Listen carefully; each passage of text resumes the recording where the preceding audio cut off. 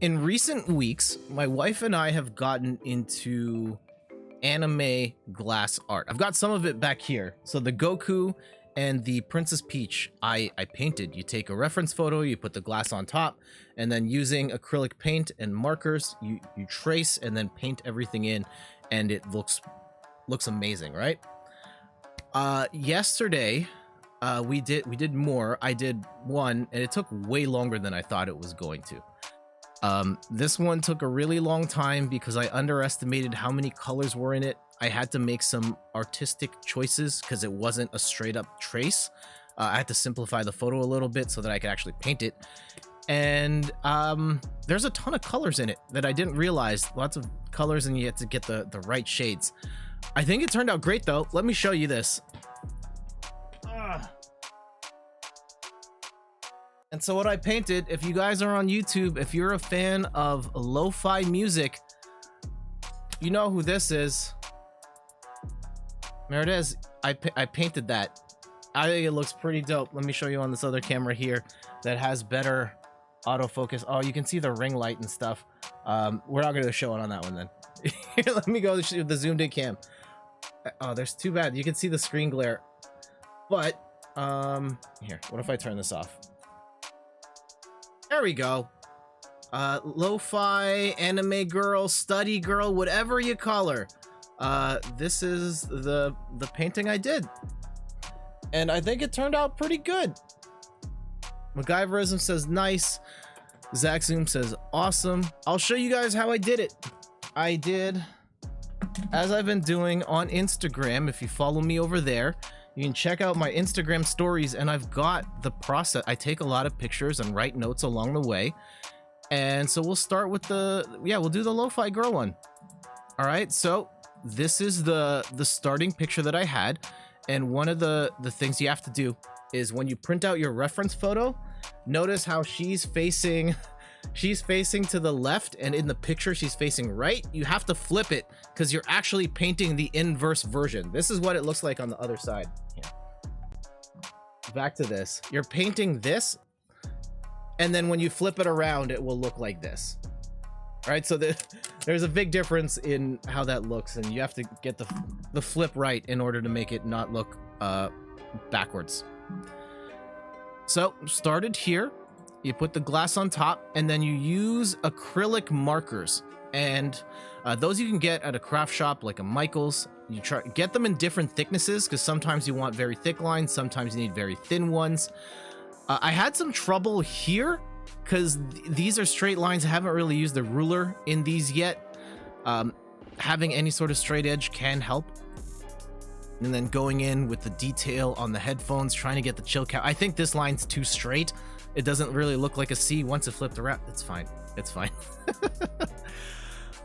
This is the area I changed a lot. So in my version of the painting, you can see that there's no potted plant, there's no scissors, there's no extra paper on the ground, on the desk. I did that to, make it more feasible for me to paint, and also so it wouldn't take as long. It still ended up taking about 12 hours to make. Even with the simplified version of it. But still, I had to take some artistic liberties here, and it took a little bit to work through. Some progress, some more lines drawn in. Yeah, here's where I was just like, you know what? I'm gonna extend the window out, and we'll see what happens from there. The black marker, I think this is something I would change going forward, because one of the quirks is that it leaves these gaps, and even when you fill it in with paint, there's still these grooves in the picture. So going forward, I'll probably use black paint instead of the marker and filling it in. That's fine. It actually kind of gives it the effect that in the original picture, it looks like it's raining outside, and it kind of looks like there's like rain or something in the glass. So I'm okay with it in this specific case, but going forward, I'll probably use black marker or black paint. And yeah, you can see it here. When the paint starts to dry up, it leaves these gaps that need to get filled in. And so, yeah, this is all the black markers in.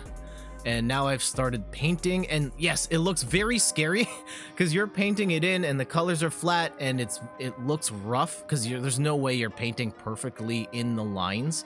That's fine. If anything, you want to go a bit over the black outline so that it doesn't leave any holes in any gaps in the paint. Yeah, you want to paint a little bit over the black outline. But yeah, it's going to look very flat and dull. You want to start with the small details and paint bigger and bigger stuff as you go. And I had to make some judgment calls on what the light fixture looks like too, because this part extends beyond the image itself. And like I had to make some artistic interpretations of what this would look like simplified. So I cut that down a little bit. Most people probably aren't going to notice. Here where I said, oh, I totally spelt admittedly wrong. I didn't like the shade that I picked for the skin here. I think it looks fine in retrospect, just the color looked really off as I was going through it. And I really struggled to get the shade for the book. Oh my goodness, trying to find the right mix of colors was really tough. And yeah, it's at 9 o'clock last night.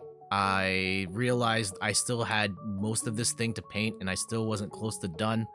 Good morning, Cowface. 10 o'clock, I had the hair down.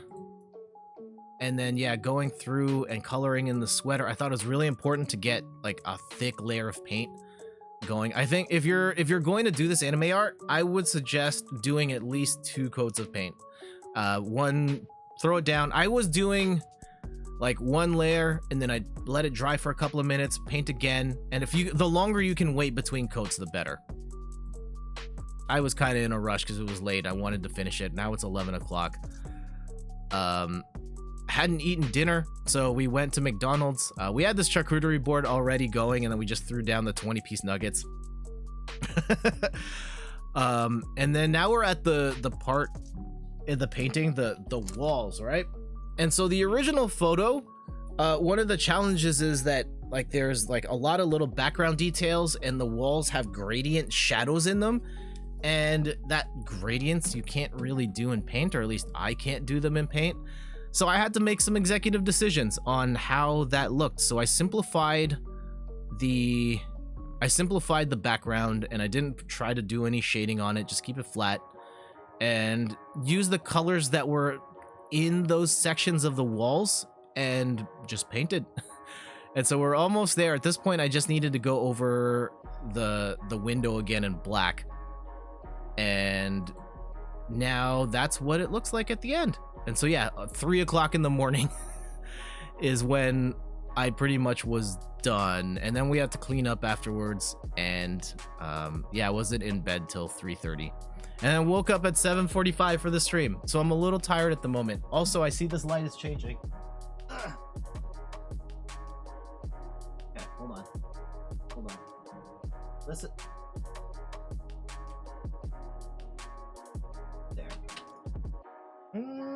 That looks too close to blue. Let's go red. Or pink. Sure. It's causing a flickering. I don't like that. There we go. And so yeah, there's the lo-fi study girl painting I did. What do you guys think? I think it looks pretty good. I think for my 3rd painting ever, I think that was a pretty big jump. Ugh. Okay, who's up for some more Tetris? Countdown in the chat.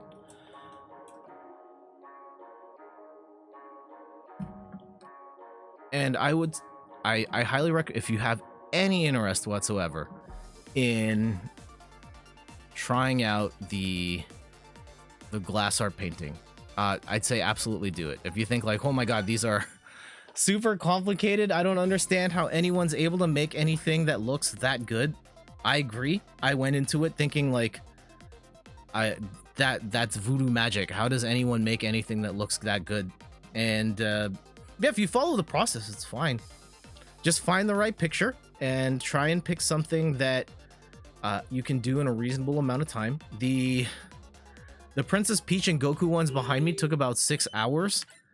The anime girl one took about 12, and that's because there was just a lot of different colors, and I had to make some design adjustments, change some stuff or reinterpret some things, and there's a lot of different colors, and it takes up the entire pane of glass. It's an 8x10 frame, I think.